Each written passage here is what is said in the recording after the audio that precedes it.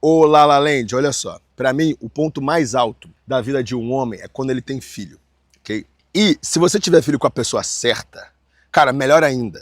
Se for com a errada, é melhor do que não ter filho, entendeu? Cara, pelo jeito que você descreve sua mulher, cara, ela realmente deve ser uma mulher pra casar, linda, inteligente e tal, não sei o quê. O único red flag que eu vejo aqui é que ela ganha um pouquinho menos que você. Então, para ela abrir mão da vida profissional dela para cuidar de uma criança, não sei se seria a parte certa. Mas assim, o conselho que eu te dou é: faça um filho nessa mulher logo. Vai ser bom para ela, vai ser bom para você. Lembrando que depois que você tiver filho, você vai perder o tesão dessa mulher. E também é natureza humana.